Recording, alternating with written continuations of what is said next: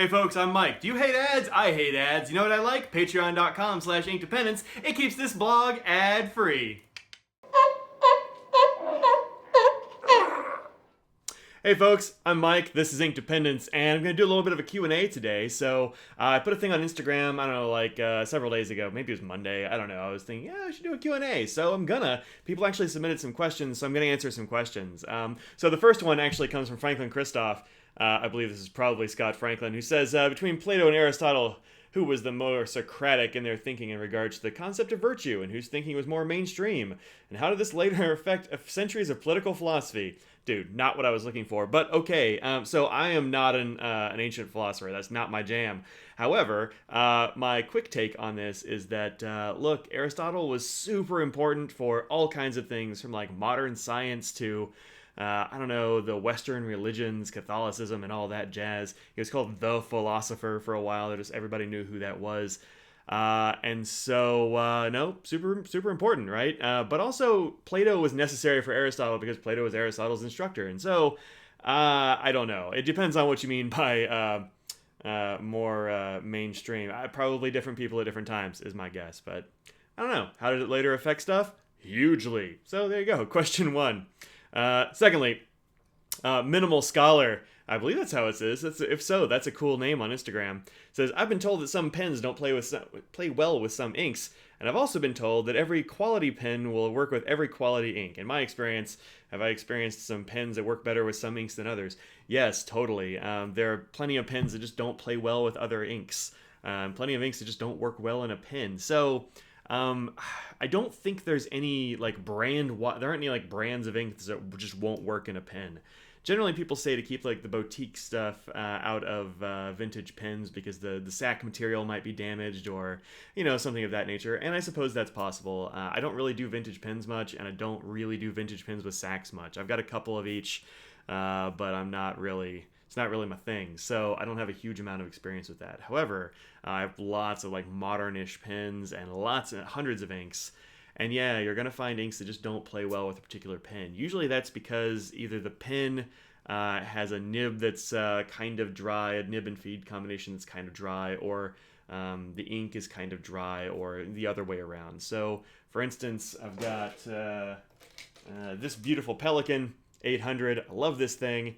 Thanks, David, for sending this to me. Love it, but it's got a crazy wet nib, and so there are some inks that you don't want to put in here. I mean, if you put like Aurora Black in this pen, it's just a fire hose, and it's uncontrollable because Aurora Black is a very wet ink, and this is a very wet pen. So don't do that.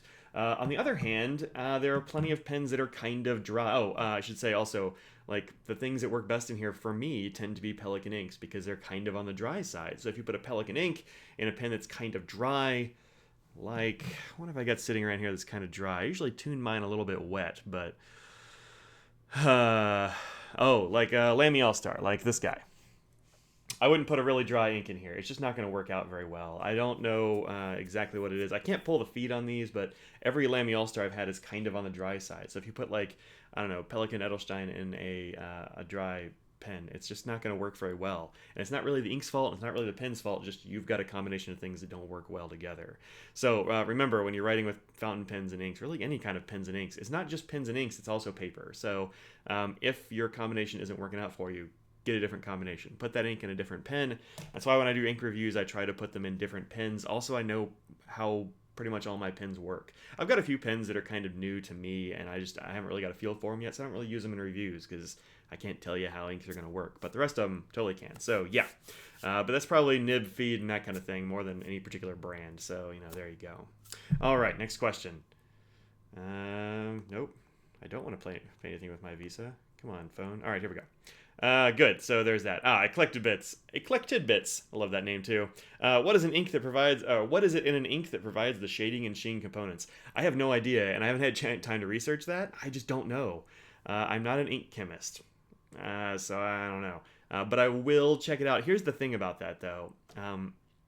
Ink makers are notorious for being tight-lipped about what goes into ink, what it's made of, how much, all that kind of thing. And so I'm not 100% sure that anyone will tell me, but I'll see if I can ask around, and I'll let you know if I ever find anything out. But I don't know. I mean, it's got to be something with the dyes. Maybe there's like some particulate matter in there that makes things sheen. I don't know. If you're like an ink chemist or maker and you want to divulge your secrets of your craft, throw it in the comments below. I'd love to know. All right, next one. Vicariage. What are pigmented inks and what is their intended application? I've heard that you should not use them in fountain pens. So that's a little bit of a complicated question, but from what I've been able to find out, I've done a little bit of research on that and stuff I already knew. Some fountain pen inks are pigmented. So you've got your sailors like Saboku and Kiwaguro. Saboku is kind of okay with me. It's a little too dark as a blue, but Kiwaguro, their pigmented black, is one that is my go-to. I love that black. It's my favorite. Platinum's Carbon Black, also a nano pigment ink. Now, those are supposed to be safe for fountain pens because they have very, very, very small particles. So a pigmented ink uses pigments, which are kind of like suspended in solution but are not dissolved.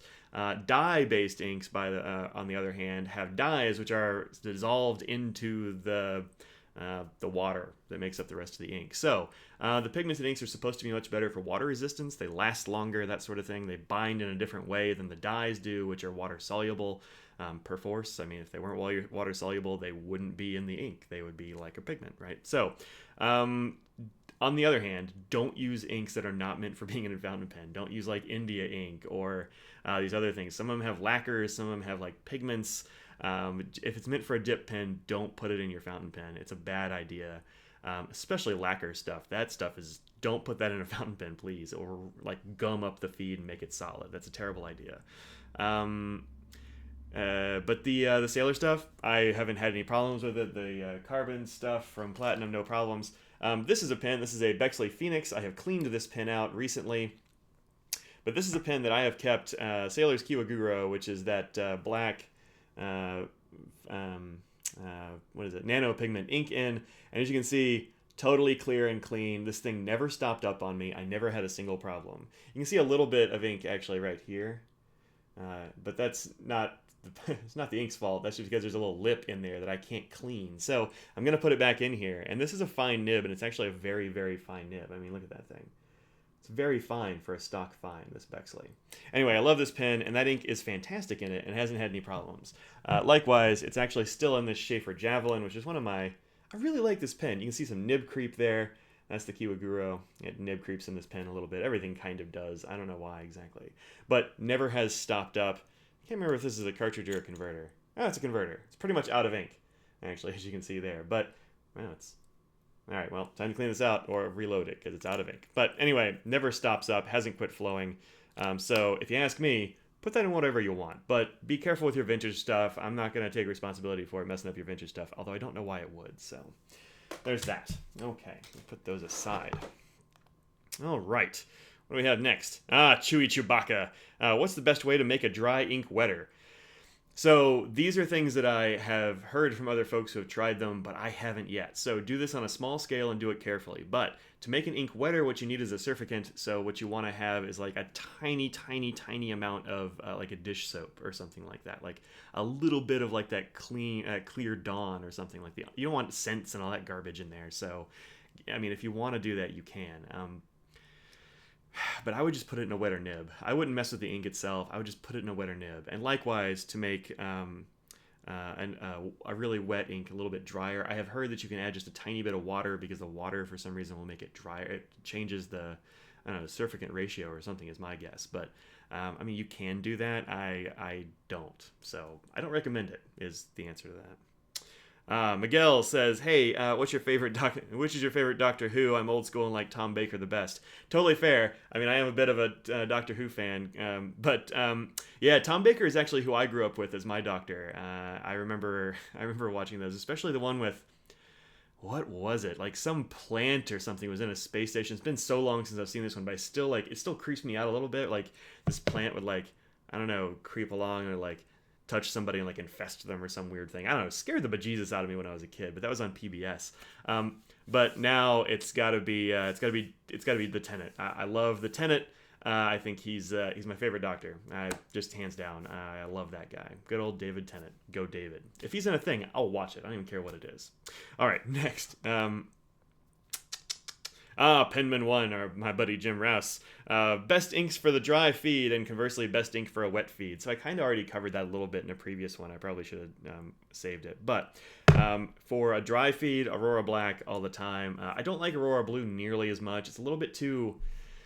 it's kind of a purpley blue, and it's far drier than its black sibling. So Aurora Black, definitely a great ink if you have a dry feed, because it will run in anything. Unless your pen is just blocked up beyond recognition, Aurora Black will totally work in there. So check out Aurora Black. It's also a super dark black, so if you like that, it's good. It's kind of glossy. It's a beautiful ink. The problem with it for me is that I tend to tune my nibs a little bit on the wetter side, and I prefer my nibs on the wetter side, and so if I use Aurora Black in there, well, it gushes a little bit more than I want. It does more bleeding and stuff just because it's coming out of that nib harder. So that's that. For a really wet feed, I would say probably Pelikan inks. I don't really like the 4001 series that much. I've used a couple, and they've kind of left me, I don't know, wanting. But the Edelstein inks are quite good. They're also a bit on the dry side. I think kind of all the ones I've used are a bit on the dry side. The one for this year, what is it? Amethyst, I believe it is. That one is, or no, is that the last one? What's the current one? Aquamarine? That's it, Aquamarine. That one is pretty dry, so if you have a really wet nib, throw some of that in there. It'll work fine. It works just fine in that Pelikan 800 I just showed, so there's that. All right, one last question. This comes from John Daly over on YouTube. He asked a question in a thread, and I'm like, this is a good thing to address. So it says, hey, as a general rule, how old does an ink have to be to throw it out? I read somewhere that if it's over a year old, it might damage your pens. But I have a few 10-year-old bottles of Pelikan ink that I still dare to use in my less expensive pens. The Pelikan Red is more orange than it is red, which might be a function of its age. What are your thoughts? So, my thoughts are this. The age is not the determinant factor in whether an ink is safe to use in your pen or not. It's just not. There are some like old inks that had, bad materials and the pH was weird, and like old iron galls, maybe don't use because they've got gallic acid in them. It's an acid, so maybe not that. But modern stuff, man, even like, not very modern stuff, like real old, like Schaefer ink. I've got bottles of Schaefer ink. Do I have one here? No, it's not within arm's reach. I probably should have prepped better, but what are you going to do? I've got bottles of Schaefer ink that were my grandmother's and work perfectly fine. There's nothing wrong with the ink. So, determining factors in whether you ought to use an ink. One is, does it have like slime or mold or something in it? If it does, don't use that ink. It's a bad idea. Now, if you have access to like scientific equipment, you can get rid of that molds and slime stuff. But the rest of us, it's just not worth it. I wouldn't want to infest my pens. Here's a, let's see how this looks. I haven't opened this in a while. This is a bottle of Schaefer Blue Black that I keep on my desk as a science experiment. Yeah, there we go. Let's go ahead and I'll show you what's going on in here. There it is. Yeah, that you don't want that. You don't want that in your ink. That's bad news. So I'm going to close that thing back up, and I'm never going to open it again. No, I'll probably open it again just to check on it. But it's not worth it. Don't use an ink that's fuzzy or slimy. That's a bad idea. So don't do that. The other thing is you mentioned that the ink has changed color a little bit. And that could be due to a lot of things. So if you have a bad cap seal in your ink, or if you leave it open a lot, then it could be the case that some of it is evaporated. And so that'll make the color usually darker because the dyes and stuff aren't evaporating, just the water content. You can fix that by adding a little bit more water into it. If it's getting lighter, my guess is that it's been bleached, so maybe it's a bottle that you left out in the sun, because UV will bleach out ink bottles, or ink that's in a bottle. The bottles are often clear, except for maybe those like plastic Noodlers bottles. Those are probably pretty safe, but the rest of them are not. They're not going to keep the UV out of there. It's going to bleach it just like it would anything else. So, that's probably what's going on there. Again, I doubt it's dangerous. It'll probably be fine. So don't worry about age. I've got bottles of ink that are older than I am, by a good bit, I imagine.